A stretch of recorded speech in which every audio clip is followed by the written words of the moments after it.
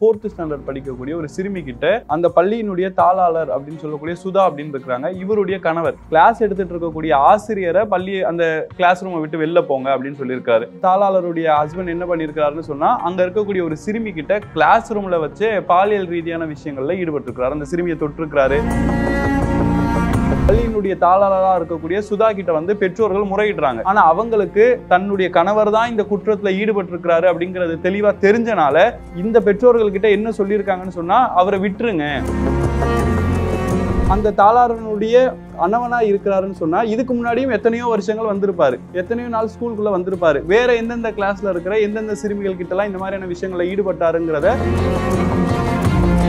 இந்த ஒரு வழக்கை பத்தி நம்ம பார்த்துட்டு இருக்கிற அதே நேரம் தமிழ்நாட்டில் ஒவ்வொரு இடங்கள்லயுமே ஒவ்வொரு செய்திகள் வந்துகிட்டே இருக்கு. சிவகங்கை மாவட்டத்தில் இருக்கக்கூடிய மானாமதுரை அப்படின்னு சொல்லக்கூடிய பகுதியில இந்த பள்ளியில 8 மாணவிகள் ஒரே ஒரு ஸ்கூல்ல மட்டுமே இவ்வளவு பேர் பாதிக்கப்படுறாங்கன்னு சொன்னா, அப்போ ஒட்டுமொத்த ஸ்கூல்லயுமே எவ்வளவு பேர் இருப்பாங்க?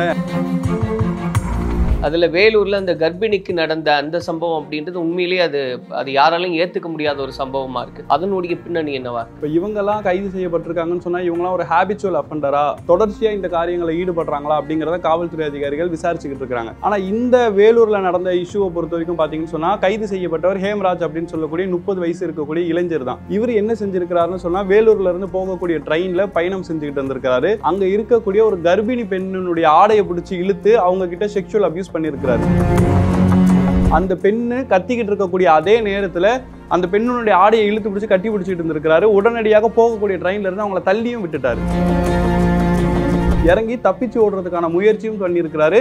அவரை கைது பண்ணி முதல் கட்டமா விசாரிக்கக்கூடிய நேரத்துல இவரு தொடர்ச்சியாகவே வேலூர்ல இருக்கக்கூடிய ட்ரெயின்ல போகக்கூடிய பெண்கள் கிட்ட தொடர்ச்சியாவே இந்த சிலிம்பிசத்தை செஞ்சுக்கிட்டே இருந்திருக்கிறாருங்கிறது முதல் கட்ட விசாரணையில இப்ப தெரிய வந்திருக்கும் செஞ்சிருக்கு. கலாட்டா வாய்ஸ் நேயர்களுக்கு வணக்கம். நான் சரவண ராம்குமார். இன்னைக்கு நம்மோட வழக்கறிஞர் யாசர் இருக்கார். அவர்கிட்ட நிறைய விஷயங்களை பேசலாம். வணக்கம். வணக்கம்.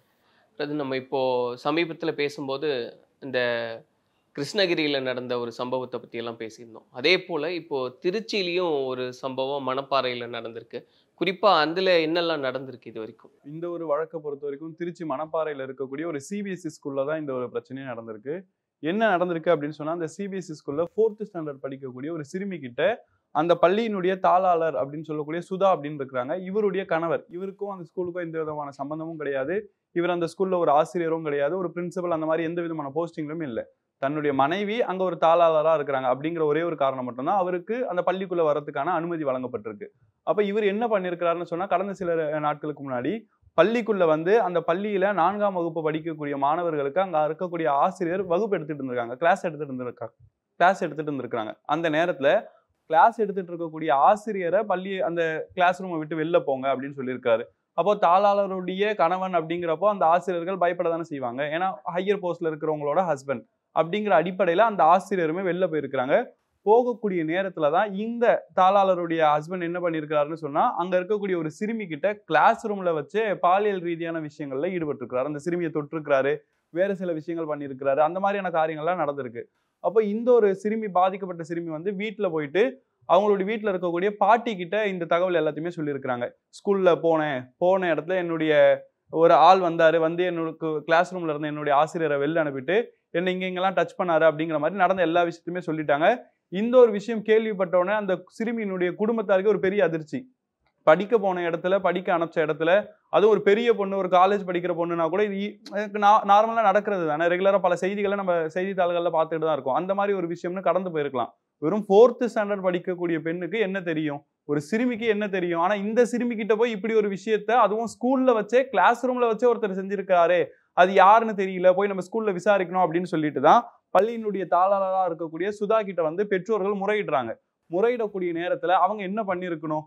ஒரு பள்ளியில அவங்களுடைய கட்டுப்பாட்டுல இருக்கக்கூடிய கிளாஸ்ல இது இப்படி ஒரு விஷயம் நடந்திருக்குன்னு சொன்னா உடனடியா நான் நடவடிக்கை எடுக்கிறேன், யாருன்னு சம்பந்தப்பட்ட நபரை விசாரிக்கிறேன், சிசிடிவி கேமராவை ஆராய்ச்சி பண்றேன், இப்படிங்கிற மாதிரியான வார்த்தைகளை சொல்லியிருக்கணும். ஆனா அவங்களுக்கு தன்னுடைய கணவர் தான் இந்த குற்றத்துல ஈடுபட்டு இருக்கிறாரு அப்படிங்கிறது தெளிவா தெரிஞ்சனால இந்த பெற்றோர்கள் கிட்ட என்ன சொல்லியிருக்காங்கன்னு சொன்னா, அவரை விட்டுருங்க, இன்னும் 2-3 நாள்ல ஒரு பாஸ்போர்ட்லாம் எடுத்துட்டாரு, விசாலாம் வாங்கிட்டாரு, இன்னும் 2-3 நாள்ல இங்க இருந்து வெளிநாட்டுக்கு போக இருக்கிறாரு, அப்போ அவர் போயிருவாரு, இனி இந்த மாதிரியான விஷயம் நடக்காது, அவர் இனிமே இந்த ஸ்கூலுக்கு வரமாட்டாரு, உங்களுடைய மகளுக்கு எந்த பிரச்சனையும் வராது அப்படின்னு சொல்லிட்டு பெற்றோர்களை கன்வின்ஸ் பண்ணி அனுப்புறதுக்கான முயற்சிகளை ஈடுபட்டிருக்கிறாங்க.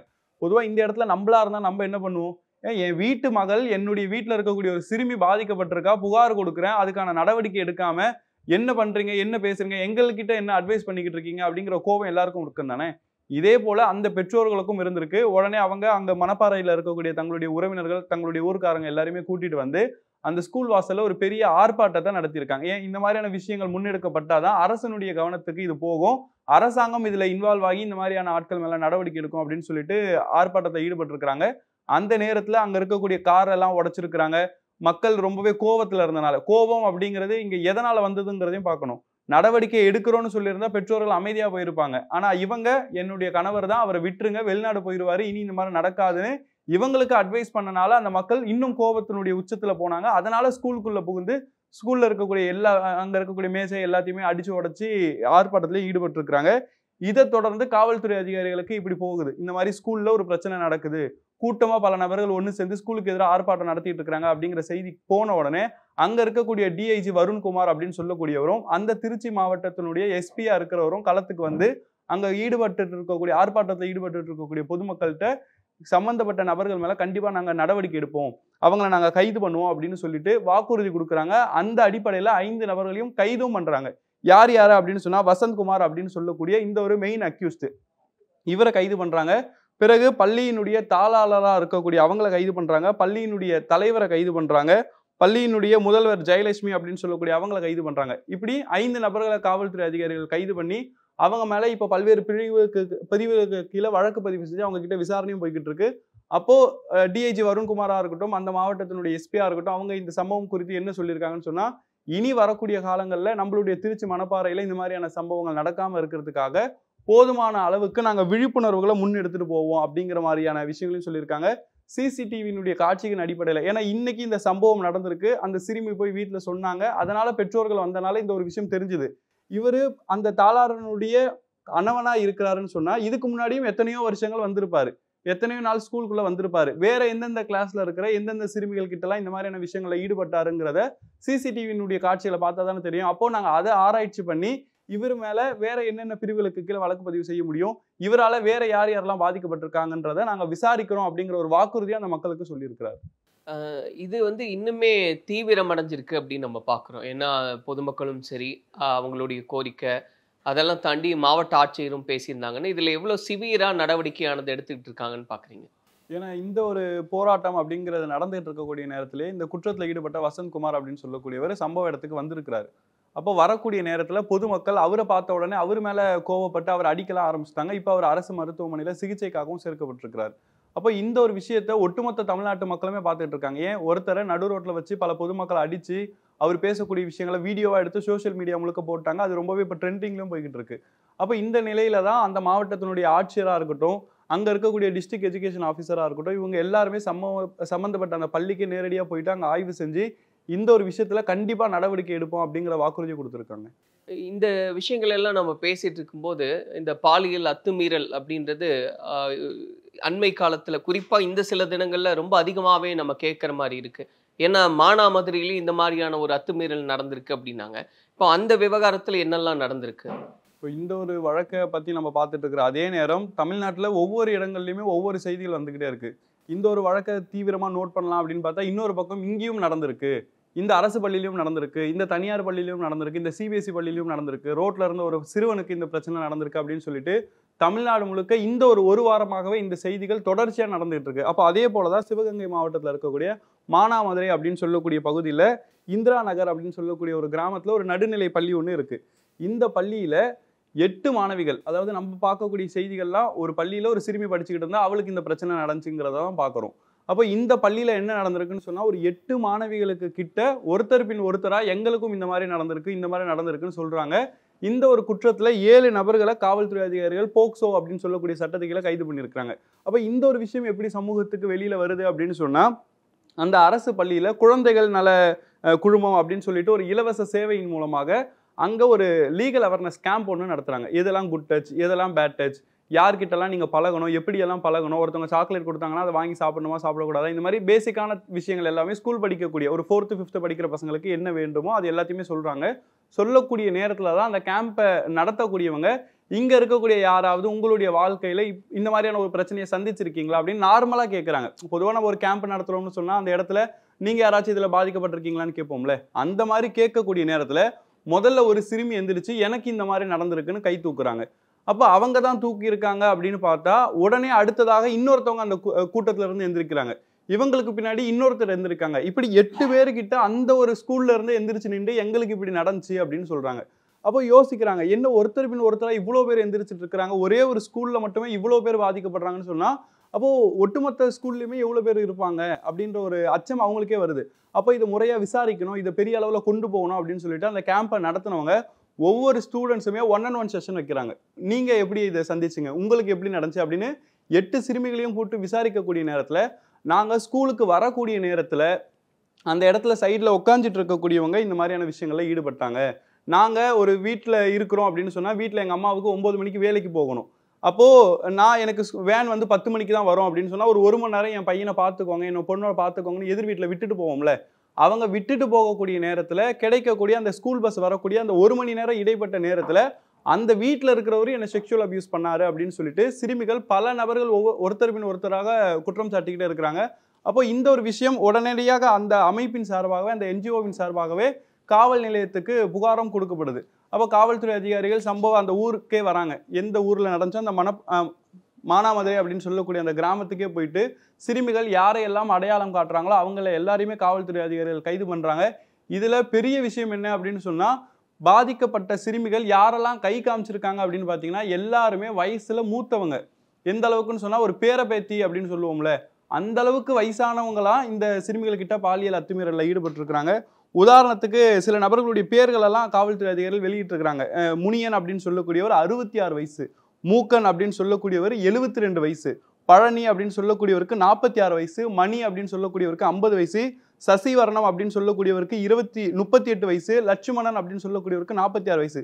அப்போ எல்லாருக்குமே என்ன ஏஜ் இருக்குன்னு பாத்தீங்கன்னா அவங்களுடைய பேத்தி, அவங்களுக்கு திருமணம் ஆயிருச்சுன்னு சொன்னா அவங்களுடைய மகன் மகள் அப்படின்னு சொல்லக்கூடிய அளவுக்கு வயசுல மூத்தவங்க தான் இன்னைக்கு குழந்தைகளுக்கு எதிராக நடக்கக்கூடிய குற்றங்கள்ல அதிக அளவுல பங்கேற்கிறாங்கன்றதை இந்த ஒரு நிகழ்வுல இருந்து நம்மளால தெரிஞ்சுக்க முடியுது. இப்போ இதுல இந்த குற்றவாளிகள் ஒவ்வொருத்தருக்கும் தொடர்பு இருக்கு அப்படின்ற மாதிரி ஏதாவது இருக்கா இதுல? இல்ல, காவல்துறை அதிகாரிகளை பொறுத்த வரைக்கும் கைது செய்யக்கூடிய நேரத்துல எப்படி கைது பண்றாங்கன்னு பார்த்தா 2 நபர்கள் சேர்ந்து செஞ்ச மாதிரியான விஷயங்களுமே இதுல இருக்கதா செய்யுது. ஒருத்தர் தனிப்பட்ட முறையில ஒரு சிறுமி கிட்ட செஞ்சாரு அப்படின்னு இருந்தா கூட ஸ்கூலுக்கு போகக்கூடிய வழியில ஒரு 2 பேர் சேர்ந்து அமர்ந்துகிட்டு இருக்கிறாங்க. போகக்கூடிய அந்த சிறுமியை கூப்பிட்டு இந்த உனக்கு சாக்லேட்டை பிடி, இல்லாட்டி உனக்கு பிஸ்கெட்டை பிடி அப்படின்னு கூப்பிட்டு அந்த சிறுமியை மடியில உட்கார வச்சு பண்றது, இந்த மாதிரியான காரியங்களும் விசாரணையில காவல்துறை அதிகாரிகளால சொல்லப்படுது. அப்போ இந்த மாதிரியான காரியங்கள் இருக்கிறனாலதான் காவல்துறை அதிகாரிகள் அந்த சிறுமியும் இந்த சம்பந்தப்பட்ட அந்த 7 குற்றவாளிகளுக்கும் இப்போ மருத்துவ பரிசோதனையும் காவல்துறை அதிகாரிகள் எடுத்துட்டு இருக்காங்க. இதுல இப்ப இது வரைக்கும் 7 பேரை கைது செஞ்சிருக்காங்க. 7 பேரை முதல் கட்டமா கைது பண்ணிருக்காங்க. இன்னும் அந்த சிறுமிகள், ஏன்னா இந்த சிறுமிகள் யாருன்னு பாத்தீங்கன்னா 4th ஸ்டாண்டர்ட் படிக்கிறவங்க, 6th ஸ்டாண்டர்ட் படிக்கிறவங்க, 7th படிக்கிறவங்களாம். அப்ப வேற வேற வகுப்புல இருக்கிறவங்களுக்கும் இந்த மாதிரியான பிரச்சனை நடக்குதா ஏன்னு சொன்னா அந்த கிராமத்துல இருக்கிற பெரும் தலைவர்கள்லாம் கைது செய்யப்படுறாங்கன்னு சொன்னா அப்ப இன்னும் எந்தெந்த வகுப்புல எல்லாம் மாணவர்கள் இருக்கிறாங்க, அவங்க இந்த மாதிரியான விஷயங்களை சந்திச்சிருக்காங்களா, அவங்களுக்கு யார் இந்த மாதிரி செக்ஷுவல் அபியூஸ் பண்ணது அப்படிங்கிற விஷயத்தெல்லாம் காவல்துறை அதிகாரிகள் ஒன்றன் பின் ஒன்றா விசாரிச்சுட்டு இருக்காங்க. இப்போ இன்னுமே இதுல நிறைய பேர் இன்வால்வ் ஆகிறதுக்கு வாய்ப்பு உண்டு இல்லையா? ஏன்னா ஒரு கேம்ப் அப்படின்னு நம்ம சொல்லும்போது ஒரு குறிப்பிட்ட மாணவ மாணவியரை தான் உட்கார வச்சு அவங்க பேசுறதுக்கான வாய்ப்பு உண்டு. அப்போ ஒட்டுமொத்தமா அந்த பகுதியில் இருக்கக்கூடிய குழந்தைகளை எல்லாம் ஒன்று சேர்த்து ஒரு கேம்பெயின் பண்ணா இன்னுமே அது அதிகப்படியா வரக்கான வாய்ப்பு உண்டு இல்லையா? கண்டிப்பா. இப்போ அந்த ஒட்டுமொத்த கிராமத்துக்குமே இது ஒரு பெரிய அதிர்ச்சியா இருக்கு. அப்ப நம்ம கூட நேத்து உட்காந்து பேசிக்கிட்டு இருந்தவர், நம்ம கடைக்கு வந்து வியாபாரம் பண்ணிக்கிட்டு இருந்தவர், நமக்கு பால் பாக்கெட் போடுறவர், இவரெல்லாம் தான் இந்த குற்றத்துல ஈடுபட்டு இருக்கிறாருன்னு சொன்னா ஒரு கேம்ப் நடத்துறவங்க மொத்த ஸ்கூலையும் கூப்பிட்டு வச்சுலாம் நடத்த மாட்டாங்க. ஒரு 4th இருந்து 8th வரைக்கும் வாங்க, முதல் கட்டமா உங்களுக்கு நடத்துவோம், 10th 12th படிக்கிற பசங்களுக்கு குட் டச் பேட் டச்னா என்னன்றது தெரியும் அப்படின்ட்டு அவங்களை விட்டுட்டு தான் இந்த கேம்பெயின் நடத்திருப்பாங்க. அப்போ இந்த ஒரு சம்பவம் அப்படிங்கிறது கிராமம் முழுக்க பேசப்பட்டதை தொடர்ந்து அவங்க கிராமத்துல இருக்கக்கூடிய ஒட்டுமொத்த நபர்களுக்குமே இப்படி ஒரு கேம்பெயினை வச்சு என்னென்ன நடக்குது அப்படிங்கறத அந்த கேம்ப்ல கேட்கறாங்க அப்படின்ற பட்சத்துல இன்னும் பல சிறுமிகள் கை தூக்குறதுக்கான வாய்ப்பு இருக்கு, இன்னும் சில நபர்கள் கைது செய்யப்படுறதுக்கான வாய்ப்பும் இருக்கு. இப்போ நம்ம பேசும்போதே திருச்சி, அதுக்கப்புறம் இப்போ சிவகங்கை, மானாமதுரை இப்படின்லாம் பேசும்போது இன்னுமே அதிர்ச்சியூட்டக்கூடிய விஷயங்கள்லாம் தமிழ்நாட்டில் நடந்துக்கிட்டே இருக்குது. அதுவும் குறிப்பிட்ட சில தினங்களில் நம்ம அதை அதிகப்படியாக பார்க்குறோன்னு இருக்கு. அதில் வேலூரில் அந்த கர்ப்பிணிக்கு நடந்த அந்த சம்பவம் அப்படின்றது உண்மையிலேயே அது யாராலையும் ஏற்றுக்க முடியாத ஒரு சம்பவமாக இருக்குது. அதனுடைய பின்னணி என்னவா இருக்குது? இப்போ இவங்கெல்லாம் கைது செய்யப்பட்டிருக்காங்கன்னு சொன்னால் இவங்கெல்லாம் ஒரு ஹேபிச்சுவல் அஃபண்டரா, தொடர்ச்சியாக இந்த காரியங்களை ஈடுபடுறாங்களா அப்படிங்கிறத காவல்துறை அதிகாரிகள் விசாரிச்சுக்கிட்டு இருக்கிறாங்க. ஆனா இந்த வேலூர்ல நடந்த இஷ்யூவை பொறுத்த வரைக்கும் பாத்தீங்கன்னு சொன்னா கைது செய்யப்பட்டவர் ஹேம்ராஜ் அப்படின்னு சொல்லக்கூடிய 30 வயசு இருக்கக்கூடிய இளைஞர் தான். இவர் என்ன செஞ்சிருக்கிறாருன்னு சொன்னா வேலூர்ல இருந்து போகக்கூடிய ட்ரெயின்ல பயணம் செஞ்சுக்கிட்டு இருந்திருக்காரு. அங்க இருக்கக்கூடிய ஒரு கர்ப்பிணி பெண்ணினுடைய ஆடையை பிடிச்சி இழுத்து அவங்க கிட்ட செக்ஷுவல் அபியூஸ் பண்ணியிருக்கிறாரு. அப்ப அந்த நேரத்துல அந்த பெண்மணியும் ரொம்ப கத்தி இருக்கிறாங்க, கூச்சலிட்டு இருக்காங்க. யாராச்சும் வாங்க இவங்க கிட்ட இருந்து என்ன காப்பாத்துங்க அப்படிங்கிற மாதிரி கத்தி இருக்காங்க. அது பெண்களுடைய இயல்பு தானே. அப்போ ஒரு பொது இடத்துல இப்படி நடக்குதுன்னு சொன்னா யாராச்சும் வந்து காப்பாத்துவாங்கன்னு கத்தி இருக்கிறாங்க. கத்தக்கூடிய நேரத்துல இவங்க கத்தி இன்னும் 4 பேர் வந்துட்டாங்கன்னு சொன்னா நம்ம மேல வழக்கு பதிவு செஞ்சிருவாங்க, இல்லாட்டி நம்மள இந்த இடத்துல வச்சு அடிச்சிருவாங்க அப்படின்னு பயந்துட்டு அந்த பெண்ணு கத்திக்கிட்டு இருக்கக்கூடிய அதே நேரத்துல அந்த பெண்ணுடைய ஆடையை இழுத்து பிடிச்சி கட்டி பிடிச்சிட்டு இருந்திருக்காரு. உடனடியாக போகக்கூடிய ட்ரெயின்ல இருந்து அவங்கள தள்ளியும் விட்டுட்டாரு. அப்போ கீழே தண்டவாளத்துல விழுந்து அவங்களுடைய கை கால்கள் எல்லாம் முறிஞ்சு இப்போ அரசு மருத்துவமனையில சிகிச்சைக்காக சேர்க்கப்பட்டிருக்கிறாங்க. அந்த மருத்துவமனையில போயிட்டு காவல்துறை அதிகாரிகள் விசாரிக்கக்கூடிய நேரத்துல இந்த மாதிரி வேலூர்ல ட்ரெயின்ல ஏறின ஒருத்தர் தான் இந்த மாதிரியான விஷயங்கள் எல்லாம் செஞ்சாரு அப்படின்னு சொல்லியிருக்காங்க. அது மட்டும் இல்லாம காவல்துறை அதிகாரிகள் விசாரிக்கக்கூடிய நேரத்துல அவரு காட்பாடி ஸ்டேஷன்ல இறங்கி இருக்கிறார். இறங்கி தப்பிச்சு ஓடுறதுக்கான முயற்சியும் பண்ணியிருக்கிறாரு. அவரை கைது பண்ணி முதல் கட்டமா விசாரிக்கக்கூடிய நேரத்துல இவரு தொடர்ச்சியாகவே வேலூர்ல இருக்கக்கூடிய ட்ரெயின்ல போகக்கூடிய பெண்கள் கிட்ட தொடர்ச்சியாவே இந்த சிலிம்பிசத்தை செஞ்சுக்கிட்டே இருந்திருக்கிறாருங்கிறது முதல் கட்ட விசாரணையில இப்ப தெரிய வந்திருக்கும் செஞ்சிருக்கு. இல்ல அதுதான், அதனாலதான் இந்த விவகாரத்தை பொறுத்த வரைக்கும் ஒரு பெரிய கேள்வி இருக்கு. ஏற்கனவே அவர் செஞ்ச தப்புக்கு சரியான தண்டனை கிடைச்சிருந்தா இது மறுபடியும் நடந்திருக்க வாய்ப்பில்லை அப்படின்றதையும் மக்களே சொல்றாங்க இல்லையா? இப்போ இதை பொறுத்த வரைக்கும் நம்ம என்ன பார்க்கணும்னு சொன்னா இவர் ஏற்கனவே இந்த குற்றத்துல ஈடுபட்டு அதனால இவர் கைது செய்யப்பட்டிருந்தாருன்னு சொன்னா காவல்துறை அதிகாரிகளை இங்க நம்ம குற்றம் சொல்லலாம். ஏன் ஏற்கனவே இந்த குற்றத்துல ஈடுபட்டிருக்கிறான், 2 வாட்டி 3 வாட்டின்னு செஞ்சிருக்கிறான், இவனை ஏன் நீங்க வெளியில விட்டீங்க, வெளியில விட்டனால தானே இப்ப இன்னொரு பெண் பாதிக்கப்பட்டிருக்கா அப்படிங்கிறத கேட்கலாம். ஆனா இந்த ஒரு வழக்குல பாத்தீங்கன்னா இவர் மேல ஏற்கனவே இந்த குற்றச்சாட்டுகள் இருக்கே தவிர எதுவுமே காவல்துறைக்கு புகாரா வரல. இந்த இடத்துல கூட பாருங்களேன், அந்த பெண்மணி கீழே விழுந்துட்டாங்கன்றனால மருத்துவமனைக்கு போறாங்க. மருத்துவமனையில சிகிச்சை கொடுக்கணும்னு சொன்னா இது போலீஸ் கேஸ், அதனால போலீஸை கூப்பிடுங்கன்னு சொல்லியிருப்பாங்க. அதனாலதான் காவல்துறை அதிகாரிகள் இதுல இன்வால்வே ஆகுறாங்க. ஒருவேளை இவங்களும் அவன் பண்ற வரைக்கும் பண்ணட்டும், நம்ம சேஃபா வீட்டுக்கு போனா போதும் அப்படின்னு கத்திட்டு வீட்டுக்கு மட்டும் போயிருந்தாங்கன்னு சொன்னா இந்த விஷயம் பெருசா பேசப்பட்டிருக்காது. அப்ப இதுக்கு முன்னாடி அவர் பண்ண எந்த சிலிம்பிஷமும் வெளில வரலன்னு சொன்னா பாதிக்கப்பட்ட எல்லா பெண்களுமே இவனை பத்தி வெளில போய் கம்ப்ளைண்ட் பண்ணல. அப்போ இந்த மாதிரியான குற்றங்கள் நடக்குது அப்படின்னு சொன்னா அது பெண்களுடைய இயலாமை அப்படிங்கிறதையும் நம்ம பார்க்கணும். ஏன் எத்தனையோ நபர்கள் ஸ்கூலுக்கு போகிறவங்களா இருக்கட்டும், காலேஜ் போறவங்களா இருக்கட்டும், வேலைக்கு போறவங்களா இருக்கட்டும், போகக்கூடிய நேரத்துல பேருந்துகள்லயும் இந்த மாதிரியான பிரச்சனைகளை சந்திக்கிறாங்க. அப்போ என்ன பெண்கள் நினைக்கிறாங்க, ஒருத்தர் இடிக்கிறான்னு சொன்னா அவன் இடிச்சவன உடனே புகார் கொடுக்கணும், உடனே அந்த இடத்துலயே சத்தம் போடணும், அங்க இருக்கக்கூடிய சக பயணிகள் நம்மளை காப்பாத்துவாங்க அப்படின்னு அவங்க யோசிக்காம அதையெல்லாம் ஈஸியாவே அவங்க கண்டுக்காம போயிடுறாங்களோ அப்படிங்கிற ஒரு சூழல் இருக்கு. ஏன்னா அது அவங்களுடைய இயலாமை தான். அப்போ பேருந்துகள்ல நடக்கிற மாதிரி தான் இன்னைக்கு ரயில்வேல நடந்திருக்கு, ரயில்ல நடந்திருக்கு. அப்ப இதுக்கு முன்னாடி பாதிக்கப்பட்ட ஏதாச்சும் ஒரு பெண் அங்க இருக்கக்கூடிய ரயில்வே போலீஸை கூப்பிட்டு கம்ப்ளைண்ட் பண்ணியிருந்தாங்கன்னு சொன்னா இவர் இந்நேரம் கைது செய்யப்பட்டு சிறையில இருந்திருப்பாரு, இந்த கர்ப்பிணி பெண் காப்பாற்றப்பட்டிருப்பாங்க. புரியுது. ஏன்னா அது பெண்களுடைய இயலாமை அப்படின்னு சொல்லும்போது கூட அவங்களுடைய அந்த பயம், அந்த சொசைட்டியினுடைய பார்வை, இதுக்கெல்லாமே அவங்க யோசிக்கிறாங்க அப்படின்றது புரியுது. அப்ப பெண்கள் இது மாதிரியான ஒரு சூழல்ல, ஏன்னா இன்னைக்கு குழந்தைகள்ல இருந்து பெண்கள் யாரா இருந்தாலும் வயது முதிர்ந்தவங்களுக்கும் இந்த மாதிரியான பிரச்சனை எல்லாம் நடக்குது. அப்ப என்ன மாதிரி அவங்க ரியாக்ட் பண்ணணும்னு நினைக்கிறீங்க?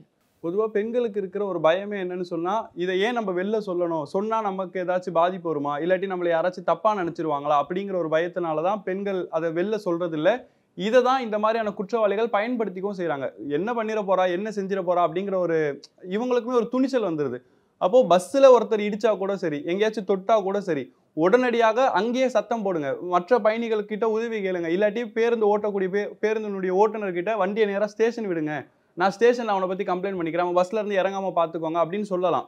ஆனா பெண்கள் இந்த மாதிரியான விஷயங்களை இன்னமும் கூட சொல்றதுக்கோ இல்லாட்டி பேசுறதுக்கோ தயங்குறாங்கன்றதையும் நம்ம பாக்குறோம். அப்போ பாதிக்கப்படுறாங்கன்னு சொன்னா உடனடியாக காவல்துறைக்கு கால் பண்ணலாம். 100க்கு கால் பண்ணோம்னு சொன்னா நம்ம போய்கிட்டு இருக்கக்கூடிய அதே பேருந்தை பின்தொடர்ந்து பெட்ரோல் வரும், பேருந்து நிற்கக்கூடிய இடத்துலயே அந்த குற்றவாளியை இறங்கக்கூடிய நேரத்துல காவல்துறை அதிகாரிகள் கைதும் பண்ணுவாங்க. அப்படியான சம்பவங்களும் நடந்திருக்க தான் செய்யுது. அப்போ அந்த மாதிரியான விஷயங்களை பெண்கள் இனிமேல் முன்னெடுக்கணும்.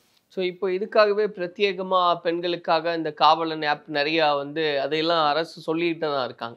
ஆனால் அந்த மாதிரியான விஷயங்கள் இன்னும் போய் சேரல அப்படின்னு நினைக்கிறீங்களா? கண்டிப்பாக கிரேட்டர் சென்னை போலீஸ் சார்பாக இன்ஸ்டாகிராமை நீங்கள் எடுத்தாலும் சரி, அவங்களுடைய சோஷியல் மீடியாஸாக இருக்கட்டும், இல்லாட்டி சென்னையில் அப்பப்போ காவல்துறை அதிகாரிகள் சார்பாக இந்த மாதிரியான கேம்பெயின்லாம் நடத்தப்பட தான் செய்யுது. பெண்கள் விழிப்புணர்வோடு இருக்கணும், உங்களுக்கு ஒரு பிரச்சனைனா நீங்கள் உடனே 100 தொடர்பு கொள்ளணும், உங்களுக்கு ஒரு சைபர் கிரைம் நடக்குதுன்னா உடனே இந்த நம்பரை தொடர்பு கொள்ளணும், இல்லாட்டி நீங்கள் பெண்கள் தனியாக பயணிக்கிறீங்கன்னு சொன்னால் காவலன் அப்படின்னு சொல்லக்கூடிய இந்த ஒரு ஆப்பை பயன்படுத்துங்க. SOS அப்படின்னு சொல்லக்கூடிய அந்த பட்டனை நீங்க அழுத்தினா போதும், அடுத்த சில நிமிடங்கள்ல உங்களுடைய லொகேஷன் ஸ்டேஷனுக்கு போகும். நீங்க இருக்கக்கூடிய இடத்துக்கே நாங்க வந்துருவோம் அப்படின்னு சொல்றாங்க. ஆனா படித்த பெண்கள் இதை பெரும்பாலும் ஃபாலோ பண்றாங்க. சென்னையில நைட் டியூட்டி போகக்கூடியவங்க, நைட் ஷிஃப்ட்ல வேலைக்கு போகக்கூடிய பெண்கள் எல்லாருமே இந்த மாதிரியான சம்பவங்களை தினந்தோறும் சந்திக்கிறனால நம்ம இதை இன்ஸ்டால் பண்ணி வச்சுப்போம் அப்படின்னு சொல்லிட்டு இன்ஸ்டால் பண்ணி பயன்படுத்துறாங்க. அப்படி யாராச்சும் ஒருத்தவங்க உதவி கேட்டாங்கன்னா அவங்களுக்கு காவல்துறை அதிகாரிகளுடைய உதவியும் உடனே போய் சேருது. கண்டிப்பா சென்னை மாதிரியான பகுதிகளில் இருக்கிற அந்த விழிப்புணர்வு வேலூர் மாதிரியான பகுதிகளில் இல்லைங்கிறதும் ஒரு காரணம். ஏன்னா சென்னையை மட்டுமே எல்லாருமே டார்கெட் பண்றாங்க. ஏன் தமிழ்நாட்டினுடைய தலைநகரம் சென்னை, பல நபர்கள் இங்க வேலைக்காக வராங்க, பல நபர்கள் இங்க தங்குறாங்க, இங்க பாப்புலேஷன் அதிகமா இருக்கு, அதனால அவங்களுக்கு விழிப்புணர்வு கொண்டு போய் சேர்க்கப்படுது. அப்போ வேலூர் மாதிரியான பகுதிகளில் காவல்துறை அதிகாரிகள் இன்னும் கூடுதல் கவனம் எடுத்து அங்க விழிப்புணர்வை கொண்டு போய் சேர்த்தாங்கன்னா இந்த மாதிரியான பிரச்சனைகளை எதிர்காலத்தில் தடுத்துட முடியும். எல்லா தமிழ்நாட்டினுள்ளேயும் தமிழ்நாட்டோட மூலை முடுக்கு எல்லா பக்கமே இந்த விழிப்புணர்வை கொண்டு சேர்க்கணுன்றது கண்டிப்பா சொன்ன மாதிரி ஒரு பக்கம் அரசும் அவங்களுடைய தீவிரமான நடவடிக்கை எடுத்துக்கிட்டு இருக்காங்க, அதையும் விரைவுபடுத்தணும். அதே போல பெண்கள் பயப்படாம அவங்க வாய்ஸ் அவுட் பண்ணும்போது நிச்சயமா இந்த பிரச்சனைக்கான ஒரு முடிவு வரும் அப்படின்றத நம்பலாம். கண்டிப்பா நிறைய இன்புட்ஸ் கொடுத்துருக்கீங்க, ரொம்ப நன்றி. நன்றி.